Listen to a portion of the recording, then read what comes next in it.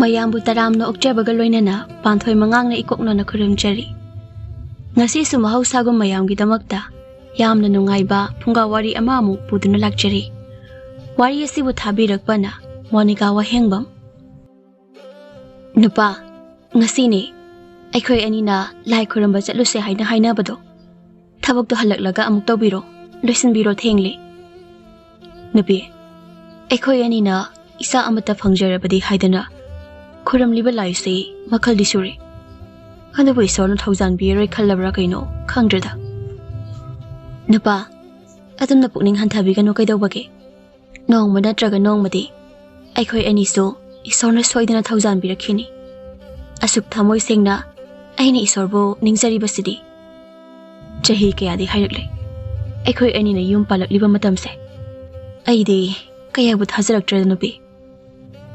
Napa, nang so ay laurubadagi, imita isa udaba habado oireko. Ay say, kuhay dagi matik dyan dabi na bini. Nabi ama oy na poklaga, mama oy bangam dabi ni. Nabi, say, ato na puning amuk son taragano. Lao, nang nasasi habado dyan na ba dorsi, ay sumugda lusiluki ko. Asam na, kamba amadi taroso, Makoy anigi angang ama pangzana bahayduna kurumba yaba laikya kurumduna hotnarami. Noong matarodo, manggol da fisa aduna layrami. Tanzado da laikay masi ama sulaklami. Ise, yam thazadana kayda satbiro bano. Ay se, nangi inkonda hangam yam na pay haybadada. Chara ama tahiki haydana laklibani na he. Ay koy ni hek thaba sina ama tahik pate. Na koy na thaba sina karamdaw wano kangdemi. Ise, sembi sabi drabadi pot kudingmak amata patabanida. Tharaga, jani se kara kangnar di pagadaba. Miso wana thari bani se, kara di kangnaba pabani. Ha, kaidawi haibano tharo. Kaiso haidi iche, heo, yam hauna sabi yu haibanida. Mingondagi he agasabana hen bani ko iche, mahause.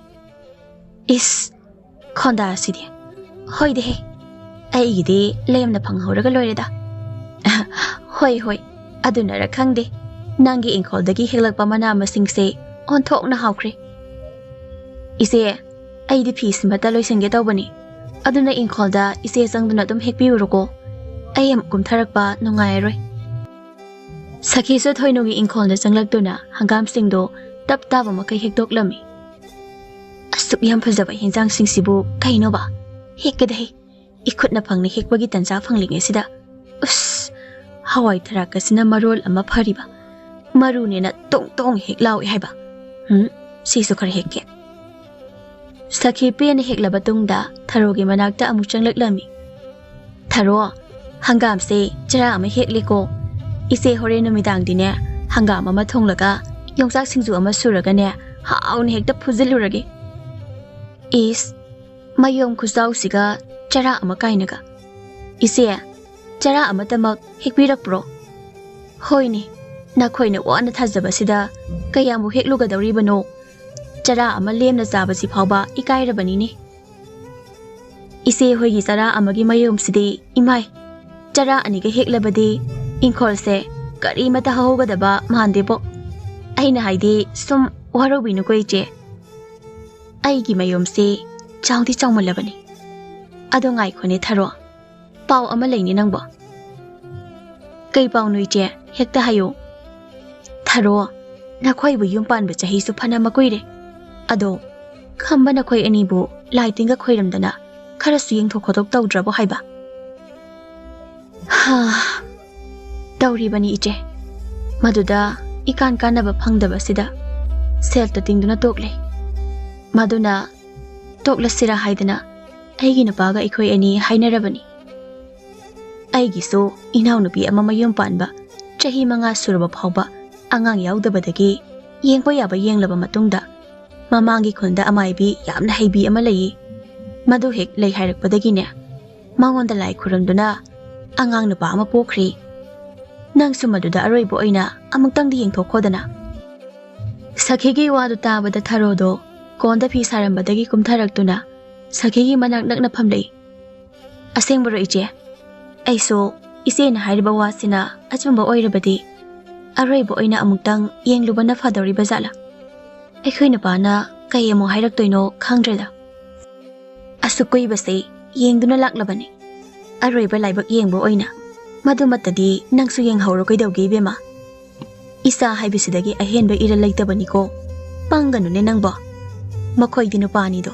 ꯃꯈꯣꯏꯒꯤ E ꯃꯨꯠꯄ ꯌꯥꯗꯦ ꯍꯥꯏꯗꯅ ꯅꯨꯄꯤ ꯑꯃ ꯊꯤꯒꯦ ꯍꯦꯛꯇ ꯍꯥꯏꯔꯛꯇꯧꯔꯤꯕꯅꯤ. ꯃꯇꯝꯗꯨꯗ ꯅꯪ ꯈꯛꯇꯅꯤ ꯋꯥꯖꯒꯗꯕ ꯈꯪꯂꯕ꯭ꯔꯥ? ꯏꯆꯦ, ꯅꯨꯄꯤ ꯑꯣꯏꯕꯤ ꯑꯩꯈꯣꯏꯁꯦ ꯑꯣꯟꯊꯣꯛꯅꯁꯨ ꯇꯣꯟꯈ꯭ꯔꯦꯗ. ꯅꯨꯡꯁꯤꯅꯔꯕꯅꯤ, ꯃꯈꯣꯏꯒꯤꯗꯃꯛꯇꯅꯤ ꯍꯥꯏꯗꯨꯅ ꯅꯨꯡꯁꯤꯔꯕ ꯏꯃꯥ ꯏꯄꯥꯁꯨ ꯊꯥꯗꯣꯛꯇꯨꯅ ꯂꯥꯛꯄ. ꯑꯗꯨꯒ ꯑꯃꯨꯛ ꯏꯆꯥ ꯄꯣꯛꯏ ꯄꯣꯛꯇꯦꯒꯤ ꯑꯃꯨꯛ ꯋꯥꯕ. ꯃꯔꯥꯏꯕꯛ ꯐꯕꯤꯁꯤꯡꯅ ꯃꯆꯥ ꯃꯁꯨ ꯃꯇꯝ ꯆꯥꯅ ꯆꯥꯅ ꯐꯪꯗꯨꯅ ꯅꯨꯡꯉꯥꯏꯅ ꯂꯩꯈꯤꯕ.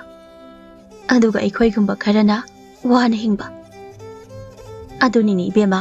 ꯁꯦ, ꯀꯥꯟꯅꯗꯕꯗ ꯋꯥꯈꯜ ꯈꯟꯗꯨꯅ ꯅꯁꯥꯕꯨ ꯋꯥꯍꯟꯗꯨꯅ ꯂꯩꯔꯅꯨ. ꯑꯗꯨꯒꯤ ꯃꯍꯨꯠꯇ ꯏꯆꯦꯅ ꯍꯥꯏꯔꯤꯕ ꯑꯃꯥꯏꯕꯤꯗꯣ ꯑꯃꯨꯛꯇ ꯇꯥꯟꯅꯔꯨꯆꯣꯀꯣ. ꯑꯁꯨꯝꯅ ꯋꯥꯔꯤ ꯀꯌꯥ ꯍꯥꯏꯔꯝꯗꯨꯅ ꯁꯈꯤꯁꯨ ꯆꯠꯈꯤꯔꯝꯃꯤ. ꯅꯨꯃꯤꯠ ꯑꯗꯨꯒꯤ ꯅꯨꯃꯤꯗꯥꯡꯗꯅꯤ ꯈꯝꯕꯗꯣ ꯂꯧꯕꯨꯛ ꯀꯨꯝꯂꯨꯕ ꯍꯜꯂꯛꯇꯨꯅ ꯆꯥꯛꯈꯨꯝꯗ ꯃꯥꯒꯤ ꯅꯨꯄꯤꯅ ꯆꯥꯛ ꯊꯣꯡꯂꯤꯕ ꯑꯗꯨꯒꯤ ꯃꯅꯥꯛꯇ ꯐꯝꯂꯤ. ꯅꯨꯄꯤ, ꯅꯪꯁꯦ ꯅꯨꯡꯗꯤ ꯅꯨꯡꯁꯤꯌꯦ. ꯑꯩ ꯋꯥꯔꯝꯂꯅꯤ ꯈꯟꯗꯨꯅ ꯅꯪꯅ ꯉꯁꯥꯏꯗꯒꯤ ꯀꯣꯏꯆꯦꯟ ꯍꯦꯛꯆꯦꯟꯕ ꯃꯈꯩ ꯍꯣꯠꯅꯔꯤꯕꯗꯣ ꯇꯞꯅ ꯑꯗꯨꯝ ꯇꯧꯅꯤ ꯅꯪꯕꯣ. ꯑꯩ ꯀꯩꯁꯨ ꯍꯥꯏꯗꯦꯀꯣ. ꯅꯨꯄꯥ, ꯉꯁꯤꯗꯤ ꯆꯥꯛꯁꯦ ꯈꯔ ꯊꯦꯡꯗꯣꯛꯈ꯭ꯔꯕ. ꯐꯤꯗꯣ ꯂꯣꯏꯒꯗꯧꯔꯦ ꯂꯣꯏꯁꯤꯟꯍꯧꯔꯒꯦ ꯍꯥꯏꯗꯅ ꯁꯥꯗꯨꯅ ꯂꯩꯊꯣꯛꯂꯨꯔꯦ. ꯆꯥꯛ ꯂꯥꯡꯕꯅ ꯂꯣꯏꯔꯝꯂꯅꯤ ꯍꯥꯏꯗꯨꯅ ꯇꯧꯕꯅꯤ. ꯌꯥꯏꯗ ꯌꯥꯏꯗ, ꯇꯞꯅ ꯑꯗꯨꯝ ꯇꯧꯀꯣ. ꯑꯩ ꯀꯔꯤꯁꯨ ꯍꯥꯏꯗꯦ. ꯊꯥꯔꯣꯗ ꯆꯥꯛ ꯊꯣꯡꯅ ꯊꯣꯡꯅ ꯉꯥꯏꯍꯥꯛ ꯑꯃꯨꯛ ꯎꯪꯗꯨꯅ ꯐꯝꯂꯤ. ꯀꯩꯗꯧꯔꯦ ꯅꯨꯄꯤ? ꯍꯧꯖꯤꯛꯇ ꯍꯥꯊꯨ ꯍꯥꯊꯨ ꯑꯗꯨꯛ ꯇꯧꯔꯝꯃꯒ ꯑꯃꯨꯛ ꯎꯪꯗꯨꯅ ꯂꯩꯔꯕꯗꯤ? ꯀꯩꯁꯨ ꯇꯧꯗꯦꯗ. ꯑꯗꯣ ꯅꯨꯄꯥ, ꯑꯩ ꯋꯥ ꯑꯃꯇ ꯍꯥꯏꯒꯦꯕ. ꯀꯔꯤ ꯋꯥꯅꯣ? ꯍꯥꯏꯌꯨꯅꯦ ꯍꯦꯛꯇ. ꯑꯩꯁꯤꯕꯨ ꯃꯤꯇꯣꯞꯀꯨꯝ ꯑꯗꯨ ꯀꯣꯏꯔꯤꯕꯗꯨꯕꯨ ꯀꯩꯗꯧꯔꯒꯦꯅꯦ ꯅꯪꯕꯣ ꯉꯁꯤꯁꯤꯕꯣ? ꯊꯥꯔꯣ ꯉꯁꯥꯏ ꯁꯈꯤ ꯂꯥꯛꯇꯨꯅ ꯍꯥꯏꯔꯝꯕ ꯋꯥꯗꯣ ꯈꯝꯕꯗ ꯂꯣꯏꯅ ꯇꯝꯂꯝꯃꯤ. ꯈꯝꯕꯁꯨ ꯃꯥꯒꯤ ꯅꯨꯄꯤꯒꯤ ꯋꯥꯗꯣ ꯇꯥꯔꯝꯃꯤ. ꯅꯨꯄꯤ, ꯇꯣꯛꯂꯨꯁꯤꯗ. ꯀꯥꯟꯅꯗꯕꯗ ꯁꯦꯜ ꯇꯤꯡꯗꯨꯅ ꯇꯣꯛꯂꯤ. ꯀꯌꯥꯝꯗꯤ ꯌꯥꯝꯂꯦ. ꯑꯗꯨꯝꯅ ꯍꯥꯏꯔꯛꯄ ꯀꯌꯥꯗꯤ ꯌꯥꯝꯂꯦ ꯑꯩꯈꯣꯏ ꯑꯅꯤꯅ ꯆꯠꯇꯨꯅ ꯅꯤꯖꯔꯨꯔꯤꯕꯁꯦ. ꯑꯗꯨꯕꯨ ꯀꯥꯟꯅꯕꯗꯤ ꯀꯔꯤꯁꯨ ꯂꯩꯇꯦ. ꯑꯗꯨꯕꯨ ꯅꯨꯄꯥ, ꯑꯩꯈꯣꯏ ꯑꯅꯤꯒꯤꯅꯤ ꯍꯥꯏꯕꯗ ꯏꯃꯤꯠꯇ ꯏꯆꯥ ꯑꯃꯠꯇ ꯎꯗ꯭ꯔꯕꯗꯤ ꯑꯩꯈꯣꯏ ꯑꯅꯤ ꯇꯥꯏꯕꯪꯄꯥꯟꯁꯤꯗ ꯍꯤꯡꯉꯝꯃꯤ ꯍꯥꯏꯕꯒꯤ ꯈꯨꯗꯝ ꯑꯃꯠꯇ ꯂꯩꯍꯧꯔꯣꯏ. ꯅꯨꯄꯤ, ꯑꯗꯨꯝꯅ ꯄꯪꯈꯟꯗ ꯈꯟꯖꯤꯟꯗꯨꯅ ꯅꯁꯥꯅ ꯅꯁꯥꯕꯨ ꯋꯥꯅꯕ ꯁꯤꯟꯒꯅꯨꯅꯦ. ꯏꯆꯥ ꯌꯥꯎꯗ꯭ꯔꯒ ꯀꯩꯗꯧꯔꯒꯦ? ꯑꯩꯁꯨ ꯄꯥꯝꯂꯤꯕꯅꯤ ꯏꯆꯥꯗꯣ. ꯑꯗꯨꯕꯨ ꯏꯁꯣꯔ ꯃꯥꯅ ꯇꯝꯕꯤꯔꯝꯗ꯭ꯔꯦ. ꯃꯁꯤꯗ ꯑꯩꯈꯣꯏ ꯑꯅꯤꯒꯤ ꯏꯔꯥꯜꯁꯤꯕꯨ ꯀꯩꯅꯣ? ꯑꯩꯈꯣꯏ ꯑꯅꯤꯗꯁꯨ ꯅꯠꯇꯦ ꯏꯆꯥ ꯄꯣꯛꯇ꯭ꯔꯤꯕꯁꯦ. ꯑꯇꯣꯞꯄ ꯃꯤꯁꯨ ꯃꯌꯥꯝ ꯑꯃ ꯂꯩꯔꯤꯕꯁꯤꯗꯤ. ꯅꯪꯅ ꯌꯥꯝꯅ ꯄꯥꯝꯂꯒꯅ ꯑꯩꯈꯣই ꯑꯅꯤꯒꯤꯁꯨ ꯏꯆꯥ ꯑꯃꯀꯣꯛ ꯌꯣꯛꯂꯒ ꯂꯣꯏꯔꯦꯗꯅ. ꯑꯁꯦꯡꯕ꯭ꯔꯥ ꯅꯨꯄꯥ? ꯑꯗꯨꯗꯤ ꯑꯩꯈꯣই ꯑꯅꯤ ꯀꯩꯗꯧꯉꯩ ꯂꯧꯔꯨꯁꯦ ꯍꯥꯏꯕꯅꯣ ꯑꯉꯥꯡꯗꯣ? ꯀꯩꯅꯣꯗ ꯅꯨꯄꯤ, ꯑꯗꯨ ꯉꯥꯏ ꯉꯝꯗ꯭ꯔꯤꯕꯗꯨꯕꯣ? ꯇꯞꯅ ꯏꯪꯅ ꯈꯟꯅꯒꯤꯁꯤꯅꯦ. ꯇꯞꯅ ꯏꯪꯅ ꯇꯧꯕ ꯂꯣꯏꯅ ꯌꯥꯕ ꯋꯥ ꯉꯥꯛꯇꯅꯤꯀꯣ.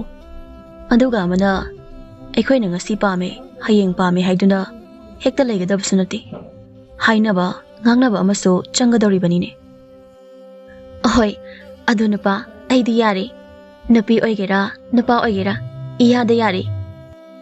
ꯍꯣꯏꯅꯦ, ꯆꯥꯛꯇꯣ ꯂꯣꯏꯁꯤꯜꯂꯨꯁꯦ. ꯑꯗꯨꯒꯅꯦ, ꯑꯩꯁꯨ ꯍꯌꯦꯡꯗꯣ ꯊꯪꯅꯕ ꯈꯨꯟꯗ ꯑꯗꯨꯒꯨꯝꯕ ꯁꯤꯟꯕ ꯂꯥꯡꯕ ꯇꯧꯕ ꯑꯃꯥꯏꯕꯤ ꯑꯃ ꯂꯩ ꯍꯥꯏ. ꯑꯗꯨꯗ ꯉꯥꯏꯍꯥꯛ ꯌꯧꯔꯒ ꯇꯥꯟꯅꯔꯨꯔꯒꯦ. ꯊꯥꯔꯣꯗꯣ ꯃꯄꯨꯔꯣꯏꯕꯒꯤ ꯋꯥꯗꯨ ꯇꯥꯕꯗ ꯌꯥꯝꯅ ꯍꯔꯥꯎꯖꯔꯝꯃꯤ. ꯑꯁꯨꯝꯅ ꯃꯇꯝ ꯈꯔ ꯍꯧꯈ꯭ꯔꯦ. ꯊꯥꯔꯣ ꯑꯃꯗꯤ ꯈꯝꯕ ꯃꯈꯣꯏ ꯑꯅꯤꯒꯤ ꯃꯆꯥꯅꯨꯄꯤ ꯑꯃ ꯌꯣꯛꯂꯝꯃꯤ. ꯃꯆꯥꯅꯨꯄꯤ ꯑꯗꯨꯒꯤ ꯃꯃꯤꯡꯅ ꯂꯥꯡꯂꯦꯟ ꯍꯥꯏꯅ ꯀꯧꯔꯝꯃꯤ. ꯃꯃꯥ ꯃꯄꯥ ꯑꯅꯤꯗꯣ ꯍꯧꯖꯤꯛꯇꯤ ꯃꯆꯥ ꯂꯥꯡꯂꯦꯟꯒꯤ ꯀꯨꯝꯍꯩꯗ ꯉꯥꯎꯕ ꯍꯥꯏꯕꯗꯣ ꯑꯣꯏꯔꯝꯃꯤ. ꯍꯩ ꯅꯨꯄꯤ, ꯏꯆꯥꯁꯤ ꯅꯨꯡꯁꯤꯅꯦꯍꯦ. ꯑꯩꯗꯤ ꯊꯕꯛꯀ ꯁꯨꯐꯝ ꯅꯣꯝꯐꯝꯒ ꯑꯃꯠꯇ ꯈꯪꯗ꯭ꯔꯦ. ꯏꯆꯥꯒꯤ ꯅꯨꯡꯁꯤꯕ ꯃꯁꯛꯁꯦ ꯎꯅꯤꯡꯕꯅ ꯉꯥꯎꯔꯦ. ꯑꯁ, ꯀꯩꯅꯣ ꯍꯧꯖꯤꯛ ꯐꯥꯎꯕ ꯁꯨꯝ ꯅꯨꯄꯤ ꯍꯥꯏꯅ ꯀꯧꯔꯒ ꯂꯩꯔꯤꯕꯁꯤꯕꯣ? ꯑꯩꯁꯦ ꯃꯃꯥ ꯍꯥꯏꯕꯗꯨ ꯑꯣꯏꯔꯕꯅꯤ. ꯃꯃꯥ ꯍꯥꯏꯅ ꯑꯗꯨꯝ ꯀꯧꯔꯛꯎꯕ. ꯍꯩꯃꯥ, ꯅꯪꯁꯦ ꯃꯃꯥ ꯍꯥꯏꯕꯗꯨ ꯑꯣꯏꯔꯦꯀꯣ. ꯑꯩꯗꯤ ꯀꯥꯎꯕꯨ ꯀꯥꯎꯔꯦꯗꯅ. ꯅꯨꯄꯥ, ꯅꯪꯒꯤꯁꯤꯗꯤ ꯑꯩꯕꯨ ꯈꯠꯅꯕ ꯍꯧꯕ ꯃꯥꯜꯂꯤꯗ. ꯑꯩ ꯁꯨꯝ ꯁꯥꯎꯅꯤꯡꯉꯛꯏꯀꯣ. ꯍꯣ, ꯑꯩꯒꯤ ꯏꯆꯥꯒꯤ ꯃꯃꯥ, ꯑꯩꯅ ꯁꯨꯝ ꯅꯨꯡꯁꯤꯗꯨꯅ ꯂꯛꯅꯕꯅꯤꯕ ꯅꯪꯁꯤꯅꯅꯦ ꯁꯥꯎꯒꯟꯈꯤꯕꯁꯤꯅ ꯁꯦ ꯁꯥꯎꯔꯅꯨꯁꯦ ꯌꯦꯡꯉꯨꯅꯦ ꯃꯃꯥ ꯏꯆꯥꯁꯦ ꯅꯣꯛꯂꯤꯕꯁꯦ ꯃꯄꯥ ꯑꯁꯨꯛ ꯅꯨꯡꯁꯤꯕ ꯏꯆꯥꯒꯤ ꯃꯁꯛꯁꯦ ꯎꯔꯝꯃꯣꯏꯗꯕ ꯈꯖꯤꯛꯇꯗ ꯉꯥꯏꯕꯅꯤꯀꯣ ꯑꯩꯈꯣꯏ ꯑꯅꯤꯁꯦ ꯑꯩꯈꯣꯏꯒꯤꯗꯃꯛ ꯏꯁꯣꯔꯅ ꯄꯤꯔꯛꯑꯕ ꯑꯩꯈꯣꯏ ꯑꯅꯤꯒꯤ ꯏꯆꯥꯅꯤꯅ ꯑꯗꯨꯝ ꯎꯅꯤ ꯑꯗꯣ ꯃꯃꯥ ꯈꯪꯗꯦꯕꯣ ꯑꯩꯒꯤ ꯏꯆꯥꯁꯦ ꯄꯛꯅꯨꯡꯗ ꯅꯨꯡꯁꯤ ꯃꯃꯥ ꯃꯄꯥꯁꯤꯡꯅ ꯃꯈꯣꯏꯒꯤ ꯃꯆꯥ ꯅꯨꯡꯁꯤꯕꯗꯒꯤ ꯑꯩꯅ ꯈꯤꯠ ꯃꯍꯦꯜꯂꯝꯒꯗꯕ ꯃꯥꯜꯂꯤꯕꯣ ꯀꯥꯏꯗꯒꯤ ꯋꯥꯅꯣꯗ ꯃꯄꯥ ꯃꯃꯥ ꯃꯄꯥ ꯈꯨꯗꯤꯡꯃꯛꯅ ꯃꯆꯥ ꯈꯨꯗꯤꯡꯃꯛꯄꯨ ꯂꯣꯏꯅ ꯅꯨꯡꯁꯤꯔꯤꯕꯅꯤ ꯑꯩꯈꯣꯏꯅ ꯏꯆꯥ ꯅꯨꯡꯁꯤꯔꯤꯕ ꯑꯁꯤꯒꯨꯝ ꯅꯨꯡꯁꯤꯗ꯭ꯔꯒꯕꯨ ꯑꯁꯨꯛ ꯋꯥꯅ ꯑꯃꯨꯛ ꯀꯞꯅꯤ ꯃꯈꯣꯡ ꯑꯃꯨꯛ ꯍꯥꯝꯖꯤꯟꯅꯤ ꯃꯄꯥꯟ ꯑꯃꯨꯛ ꯊꯣꯛꯆꯤꯟꯅꯤ ꯄꯣꯕꯒ ꯄꯝꯕꯒ ꯀꯅꯥꯅꯕꯨ ꯌꯣꯛꯄ ꯉꯝꯗꯧꯔꯤꯕꯅꯣ ꯆꯨꯝꯃꯤꯅꯤ ꯑꯗꯨꯁꯨ ꯈꯟꯖꯤꯜꯂꯨꯔꯕꯗꯤ ꯃꯃꯥ ꯃꯄꯥ ꯑꯣꯏꯕꯁꯤꯡꯅ ꯃꯆꯥ ꯑꯃ ꯌꯣꯛꯄꯗ ꯑꯣꯈꯥꯛ ꯋꯥꯗꯤ ꯋꯥꯖꯅꯤꯀꯣ ꯑꯗꯨꯕꯨ ꯏꯆꯥ ꯅꯨꯡꯁꯤꯕꯒꯤ ꯃꯌꯥꯏꯅ ꯋꯥꯕ ꯑꯗꯣ ꯀꯔꯤꯁꯨ ꯐꯥꯎꯗꯅ ꯌꯣꯛꯂꯤꯕꯅꯤ ꯑꯗꯨꯒ ꯃꯈꯣꯏꯅ ꯆꯥꯎꯔꯕ ꯃꯇꯝꯗꯅ ꯃꯃꯥ ꯃꯄꯥ ꯌꯣꯛꯅꯤꯡꯗꯕ ꯄꯤꯖꯅꯤꯡꯗꯕ ꯃꯆꯥꯁꯨ ꯀꯣꯡꯒꯥꯏꯅꯤꯗ ꯈꯪꯗ꯭ꯔꯗ ꯃꯃꯥ ꯃꯤꯑꯣꯏꯕ ꯑꯩꯈꯣꯏꯒꯤ ꯋꯥꯈꯜꯁꯦ ꯐꯠꯇꯦ ꯈꯪꯂꯕꯁꯨ ꯑꯗꯨꯃꯛ ꯐꯠꯇꯕꯗꯨꯗ ꯈꯣꯡ ꯊꯥꯡꯖꯤꯟꯗꯨꯅ ꯆꯠꯄꯁꯨ ꯀꯌꯥ ꯑꯃꯅꯤ ꯐꯠꯇꯦ ꯑꯩꯅ ꯃꯍꯦꯜꯂꯦ ꯈꯟꯕ ꯋꯥꯈꯜꯁꯤꯡꯁꯦ ꯊꯥꯗꯣꯛꯅꯔꯕ ꯀꯥꯟꯗ ꯅꯨꯡꯁꯤꯅꯕ ꯈꯠꯅ ꯆꯩꯅꯗꯅ ꯏꯪꯅ ꯆꯤꯛꯅ ꯂꯩꯕ ꯍꯥꯏꯕꯗꯨꯁꯨ ꯐꯪꯒꯗꯧꯔꯤꯕꯅꯤꯅꯦ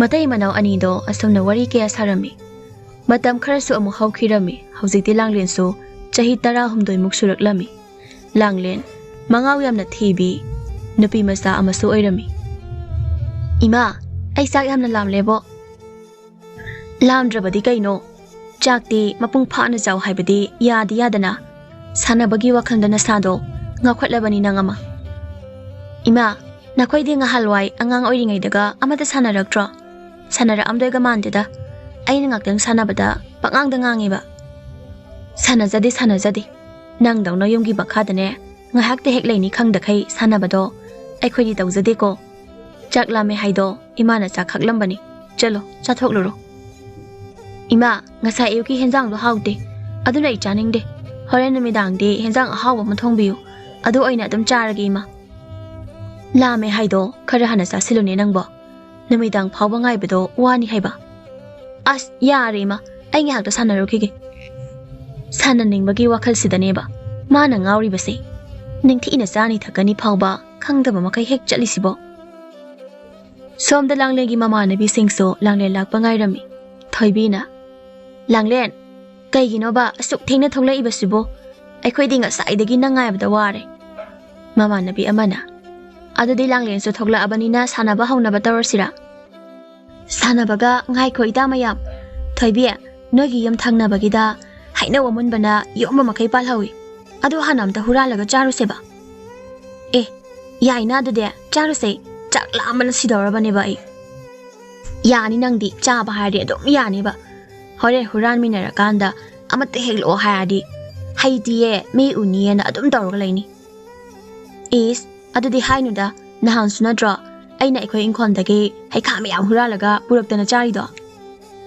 ꯑꯗꯨꯗꯤ ꯅꯈꯣꯏꯅ ꯌꯨꯝꯗꯒꯤ ꯍꯦꯛꯂꯛꯄꯅꯤꯗꯅ ꯅꯣꯏꯗꯕꯨ ꯀꯅꯥ ꯆꯪꯂꯛꯑꯒ ꯍꯨꯔꯥꯟꯕ ꯉꯝꯗꯣꯏꯅꯣ ꯅꯃꯥ ꯍꯤꯡꯆꯥꯕꯤꯗꯨ ꯀꯤꯖꯩꯅꯦ ꯏꯁ ꯃꯥꯅ ꯅꯍꯥꯟ ꯅꯉꯣꯟꯗ ꯐꯨꯍꯧꯕꯗꯣ ꯑꯗꯨ ꯎꯕꯗ ꯊꯣꯏꯕꯤ ꯑꯩꯈꯣꯏ ꯑꯅꯤꯅꯦ ꯀꯤꯃꯟꯗꯅ ꯆꯦꯜꯂꯤꯅꯤ ꯑꯗꯣ ꯏꯇꯥ ꯃꯌꯥꯝ ꯍꯨꯔꯥꯜꯂꯁꯨ ꯑꯇꯣꯞꯄꯗꯒꯤ ꯑꯣꯏꯅ ꯍꯨꯔꯥꯜꯂꯨꯁꯤꯕ ꯑꯩꯈꯣꯏ ꯊꯪꯅꯕꯗꯒꯤ ꯅꯠꯇꯕꯤꯗ ꯑꯇꯣꯞꯄꯗꯗꯤ ꯄꯥꯟꯁꯨ ꯄꯥꯛꯅ ꯄꯥꯟꯗꯅ ꯃꯨꯟꯁꯨ ꯑꯃꯠꯇ ꯃꯨꯟꯗ꯭ꯔꯤ ꯑꯗꯨꯗ ꯀꯃꯥꯏ ꯍꯨꯔꯥꯜꯂꯨꯗꯣꯏꯅꯣ ꯑꯗꯣ ꯑꯩꯈꯣꯏꯒꯤ ꯌꯨꯝ ꯊꯪꯅꯕꯒꯤꯗꯣ ꯑꯩꯈꯣꯏ ꯏꯃꯥꯒ ꯌꯥꯝ ꯈꯠꯅꯩ ꯀꯧꯁꯨ ꯀꯧꯅꯗꯦ ꯑꯗꯨꯅ ꯍꯨꯔꯥꯜꯂꯤꯉꯩꯗ ꯃꯄꯨꯗꯨꯅ ꯎꯈ꯭ꯔꯒ ꯏꯃꯥꯗ ꯍꯥꯏꯗꯣꯔꯛꯂꯗꯤ ꯑꯩꯗꯤ ꯁꯣꯏꯗꯅ ꯁꯤꯔꯅꯤ ꯑꯗꯨ ꯑꯣꯏꯔꯒꯅ ꯊꯣꯏꯕꯤ ꯅꯪ ꯂꯩꯍꯧꯔꯣ ꯑꯩꯈꯣꯏ ꯍꯨꯔꯥꯜꯂꯨꯔꯒꯦ ꯑꯗꯨꯒ ꯁꯤꯗ ꯑꯃꯨꯛ ꯄꯨꯔꯛꯂꯒ ꯑꯩꯈꯣꯏ ꯄꯨꯂꯞ ꯆꯥꯃꯤꯟꯅꯔꯁꯤ ꯑꯗꯣ ꯑꯩꯅ ꯁꯤꯗ ꯉꯥꯏꯔꯒ ꯅꯣꯏ ꯈꯤꯇꯪ ꯑꯃꯨꯛ ꯆꯥꯔꯒ ꯂꯩꯔꯝꯅꯤꯀꯣ ꯆꯥꯔꯣꯏꯍꯦ ꯑꯩꯈꯣꯏꯕꯨ ꯌꯥꯝ ꯆꯥꯕ ꯐꯪꯖꯗꯕꯒꯤ ꯃꯑꯣꯡꯗ ꯅꯪꯗꯧꯅ ꯇꯧꯕ ꯑꯝꯇꯁꯨ ꯌꯥꯎꯗꯦ ꯑꯁꯨꯝꯅ ꯂꯥꯡꯂꯦꯟ ꯑꯃꯗꯤ ꯃꯥꯒꯤ ꯃꯇꯥꯁꯤꯡ ꯍꯩꯅꯧ ꯈꯔ ꯍꯨꯔꯥꯟꯗꯨꯅ ꯆꯥꯔꯝꯃꯤ ꯆꯥꯕ ꯂꯣꯏꯔꯕ ꯃꯇꯨꯡ ꯑꯃꯨꯛ ꯁꯥꯟꯅꯔꯝꯃꯤ ꯑꯁꯨꯝꯅ ꯁꯥꯟꯅꯕ ꯑꯗꯨꯁꯨ ꯂꯣꯏꯁꯤꯜꯂꯛꯇꯨꯅ ꯌꯥꯆꯪꯕꯒꯤ ꯃꯇꯝꯗ ꯌꯨꯝꯗ ꯍꯟꯖꯤꯟꯅꯔꯛꯂꯝꯃꯤ ꯂꯥꯡꯂꯦꯟꯅ ꯍꯜꯂꯛꯄꯒꯤ ꯂꯝꯕꯤꯗ ꯎꯆꯦꯛ ꯑꯃ ꯅꯥꯎꯔꯤꯅ ꯄꯥꯟꯕꯗꯒꯤ ꯁꯣꯛꯇꯨꯅ ꯇꯥꯔꯒ ꯂꯩꯕꯗꯣ ꯂꯥꯡꯂꯦꯟꯅ ꯎꯔꯝꯃꯤ Uchek adu ubada Langlen mayumda puduna hidak langthakna chingba hapirami. Imagi Langlen, kadaidagi Uchek no, nang namu puduna laklibasibo. Amukta thadokose, siba tarini nangbo.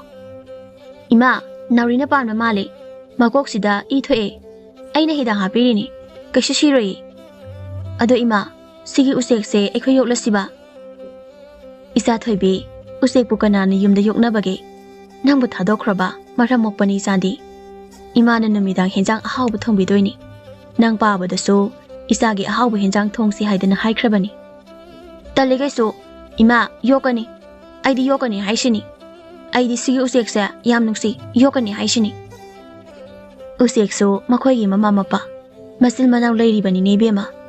Aduna ikhoina mahakpu phajinduna thamlabadi masu mayumda chatningbagi kaptoini. Makhoigi mama mapa machin manaw singna sune mabu halakte haidana kaptoini.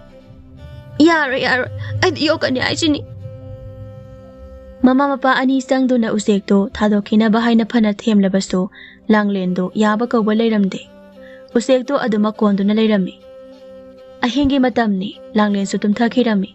Khamba amadi tharo makhoi ani changlaktuna Uchek adu thadoke haina yengbada Uchek adu di leiramdre. Khambaga tharo go su Uchek adu paithokraba male khanduna makhoi gi kada tumba changkhirami. Mathangi numitni Uchek aduna Langlen gi yomgi phairen adu gi mathakta tongladuna leirami. Langlen su ngahaki matong mikap tholaklami. Aigi Uchek ti kai lekra. Ima, aigi Uchek ti. Aigi Uchek kai lekra ga. Aigi Uchek leiramdre ima.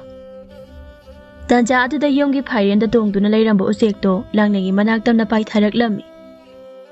Pukjal chawrabi, nahak na ngasidi aigi punsi bukan bire.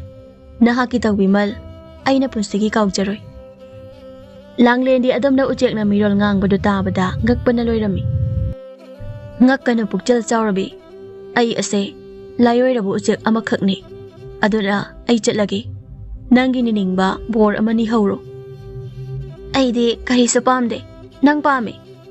Ay gidi inaupi sulaiti, ise sulaiti, inaupa su, ibung su, amatalaiti. Aduna ikhoy giyomda, ikhoy anilaysi.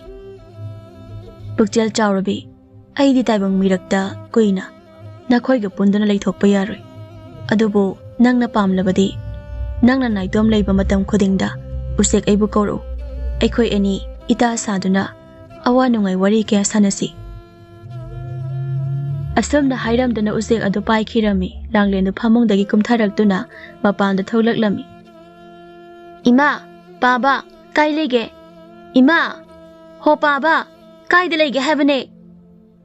Tharoga khambaga swing khondar leirambani. Hai mama, nasanupi sa hawgalaba malini. Kana law khongduna leirine. As, makhoi mapa, nasanupi ki khonda ase, yang wow dro.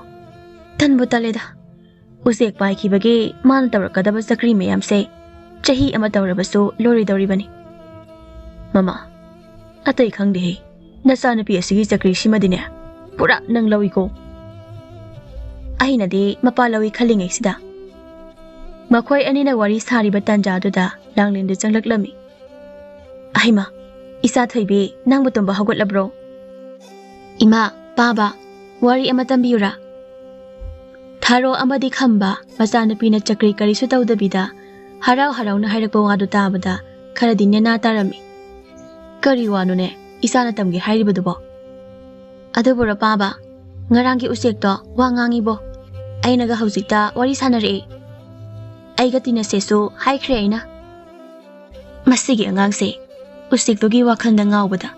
Mamangda phawba Uchek ka wari sanaraba malin tawrise. Ima, mang nate taibang ne adusu haujikta ne Uchek to paikhibada ngaidi haujikta. Ipagi Langlen, Uchek na bukaram na Mirol nganga dawribano. Nangbo wakhal amukta tawne. Hai mama, nate nasanupi sibo mamangdagi hawgalaga thorokliba jalane. Andudi mandida mapa, hauji ayuksida namaisu phana thengzilakle. Ibema, nangbu phajana wakhal tabro. Kaino ima, aibo angawbidawna, ai ngawksu ngawdana. Ohoi, ibema, chalo. Namaga iru maithajadana tawro. Aduga pabaga kithel chalusi, ngasidi, ko. Hai mama, chalo. Isasi matanda thadokano. Nangna khara ngaibiraga iruga amukta luthokpiyu. Nongthalgi matamdani nahal khaygi matawgum Langlendo sanaba tholaklami. Adubu mahak sanabagi mahutta labuk lamhang mi khara chikpa mafam amada oina laktuna Uchek adubu kaurami. Uchek adaso haina khibagi matung ina laklami. Ita Langlen, kari taure aibu kauribadi.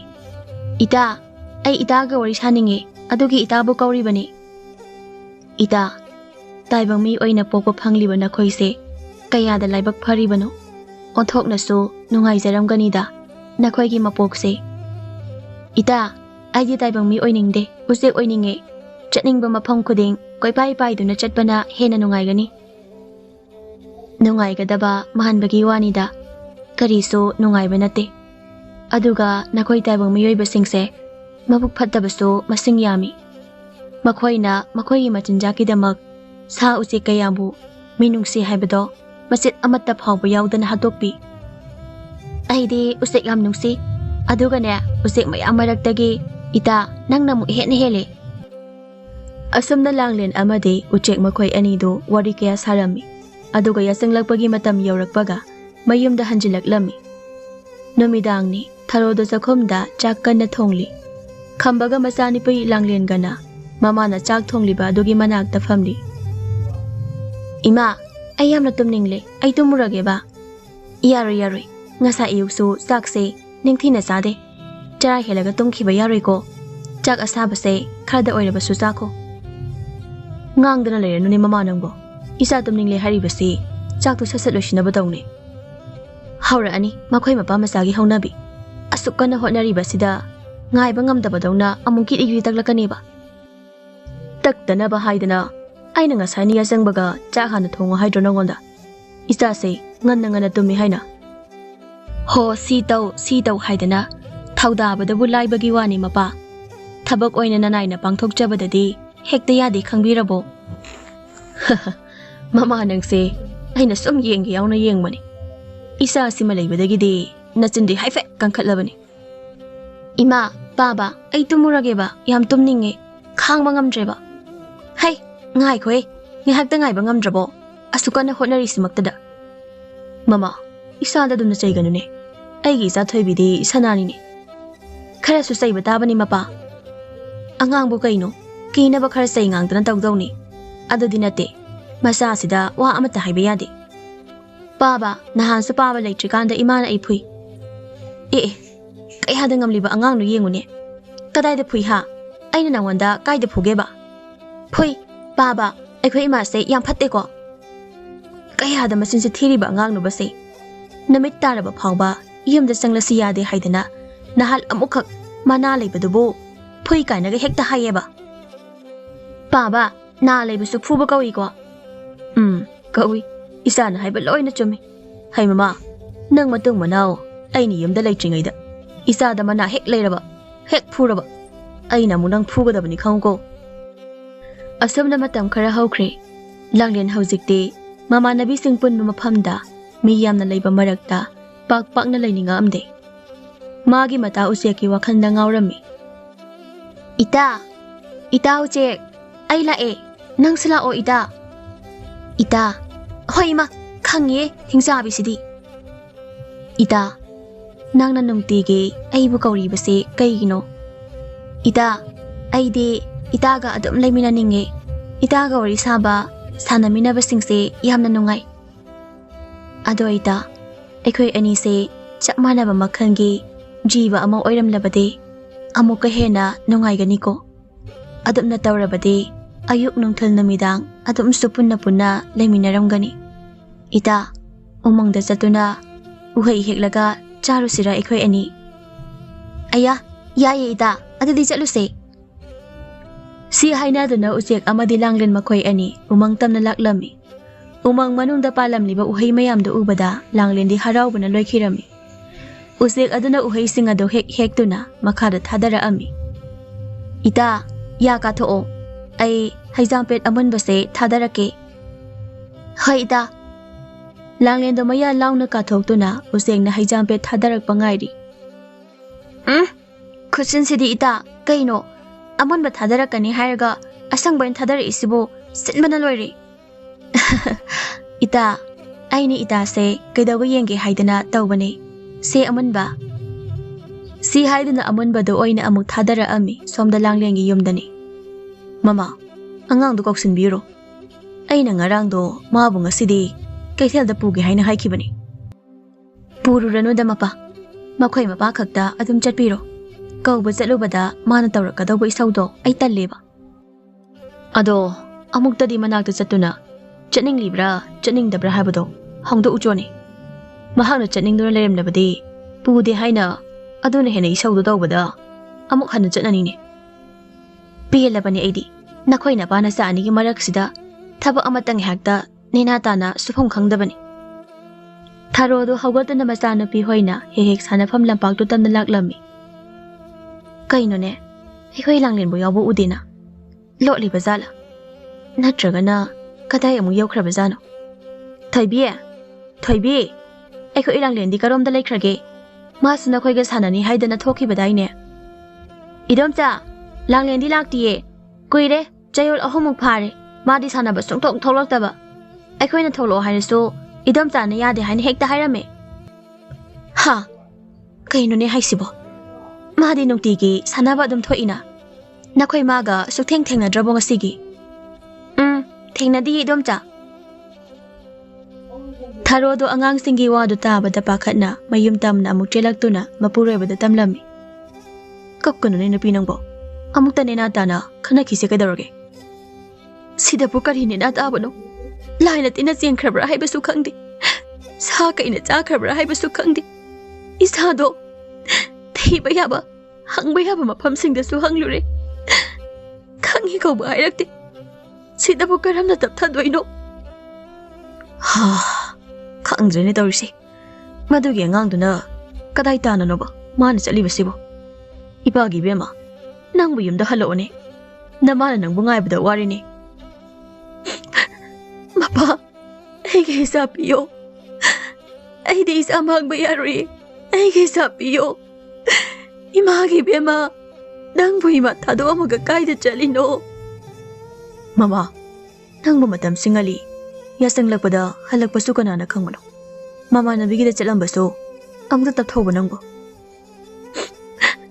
Aduk ang aoy mama na chalam ka do isibo. Kanagi mama nabigi managtano. Ai khoi ani na chat pa ya ba chat chat na yeng la ba natro somdani umangdani langlengi khondagi nupa na ha singchan balak lami itaw ai khoi si singkhar sum yanduna thiduna leibisna de sel pa khalakani haibagi thaja badi leitre aduna sinpham se anauba ma mu sinbana fadawri bra khalak labani ni ai shuni ita adum na khali base ipo ai pu haktak tagi tawduna laklaba thabak ni masina puk hangande haiba khaktani ahenba iral amata so tansin balepsin ba ngamba natida ahenba iral du de thapna bu thamkro isa mayam phawba mapuk tanna bijaba ngamdaba numit yarok labani atho kai ana ayek ama hek yarok pada selsaki amatta leiba nate aduni da aikoi ni hingliba matam phawba de phaido aikoi na laibak thiduna phattanung da thokragana makhoi na kamdon hingauba khaludriba makhai di hek phaba hek khaluba matamda ahingase amatta tamthaba yam sanatini ida lairba haibase nungai pham leiba natini aikoi na hojik wari base ningba thongjiba mayamse hayang isa isu dadi thohaning dedo aduna kari gumba kharadi tawsira haidina khalibani ha adubu khanba khaktani koding mak sel changi sel leitabani na hekte yadi hais ida hojigi makhodo tahawra ha ida kai thogli hairo singjang du puthoro hekta mangak samda langaga kaksi kai de kai noi nang sina ping basina tu ta dro makhose asidi angangi makhon manro soide dana ekhoi ni ngasidi ho ima nasadi yumda mukhana halaklaroi do nabong nupi masin kan biduga nasu mayam duga ima na kara sena biro ko ima taning di heida itaw thoiba nupana tagum hauji kaptuna leibagi matam natini aikhoi na tari ba khonjel se lai gira mi gira haibu yeng thoksini itaw aikhoi thawai hingna ba chel hawrasilo ai kibana lengba ngamdre chela si baitaw lengba ngamdaba nangbo aina karamna puduna chendawribano porga chelo hairo naril na marol ama yaudriba nupa mandaba chatmin khominabada yamna nungai ti deita ita mathang chatpadadi nang chatminaba nungai bam thiraga chatminaroba makhol se nok nok tuna sum naksileba wasu yam ngangli ai yam kiri ita makhoi anina adumna ngangnari ngai tanja tuda makhoi gina kangda angang ama chenbado makhoi na urami asidi angang nina ita umang manung sidabu kaidagi angang laktawribano lai oramgani lai na angang sabo idune se phari adudi ai karang phaktok tuna yenglaki mi oiragana makhong ase leibak ta tuna chatlani lai oiragana makhong ase leibak ta de hainabani si haiduna kesona angang adubu non thaduna karang da yenglami angang aduna mamai onsilakpaga mapa chanana hoi asibo itaw khambagi machana bi langlen duna tabrani kesodo si hairaga amuka su yengi manida kaudun hekta yenglagi langlen ho langlen langlen do umang aduda mahakpu kana gumba amana kawrakpa aduda swai lawi aduga mabu kawriba maikai du tamna laklami thoibadi langlen na makhoi tamna changlakpa aduda kibuna loirami soidre ngasidi laina langlen saraga ikhoibu soidana hatlani ai ngasidi soidana sirani khura hai langlen nangdi umang sida kedabu lakliba ha kanaga lakliba no ba dupi masa nang nathanda umang da leiba sa kaiga amata kidraba nangbo khura ai thanda lakpa nati ita use ka lakpani umang da uhoi charu se haidana ado ma su chaikhre khura hoi lakpadagi ai so yumda chatladoini thoibado hojikta da langleni asengba khanglakpada nena khara taraklami ida angang se lai gumba ongna ba mali aduna ikhoi ani na pubiraga itaw khambaga isal tharogada sinaramasi kesaw su thoibana hairiba wadu da hoi haiduna langlen ba makhoi ani na puraktona mapa khamba amadi mama tharogi manakta changlaklami tharo masanu pibu ubada sensinduna konsilami khambada keso amadi thoibana langlen bu mataw karamna thengnarakpano haibana chingba singado wari liramduna chakhirami khambada masanu pigi manakta mu changlaklami ipagi bema nangbu umangda kanaga kaidobu chatpano amukta sengna hayuse pabada baba ima nakhoi ani sawgadro sawreni hayuse nahangi aina gi ita use mi maron ngangi haibado aduga chatloini umangda mahakna uhai charuse haiba how bu uhai mayam amaso man hekpiraga pijare makhoi mapa kaino isana haidibo wasibo masi usik tugi wakhalda ngawra barakarino khangre ngai ko simama ai khoi ani isama puduna thangnaba khunda leiba amabi pisakida amta chalusi aduga kari kamdawno haibado hana amta yengtholusi asomna hainaduna khamba amadi tharona masana bibu puduna thangnaba khunda leiba amabi pisakida laktuna masabu kari kamdawno haibado yenglami pisaksu yengba yaba yenglaba matungda karisu thoidokpa leite haina haibada makhoi amuk yumtamna halaklami ibema nangna haiba wadubu chumlabrani makhoi mapa adogi wado hodokpiraklanu ba angang sida amo hodokta yaribro mama isagi se nakai sengba ma khangdana de aikhoi kamdawna tumina leithokadawribano baba asengbane yengningbra nang pabuga imagaso amukta khangna haludana langlen hanagi matawgum usek adubu kaurami usek adusu langlen akauba adu dalaklami aduga miron nganglaklami khamba amadi tharo usek na mirol nganglakpa aduda yamna ngaklami usek aduna langlen amadi mahakna karamna tinakhiba wari pumbalirami makhoi su hojikti masanapi langlengi wafamdo asengbani haiba khanglaklami asumna langlen amadi uchek hanagum toina di unaramde marak da unaduna awa nungai wari kaya tamna lina tawduna punsi chupa marup oiduna len khirami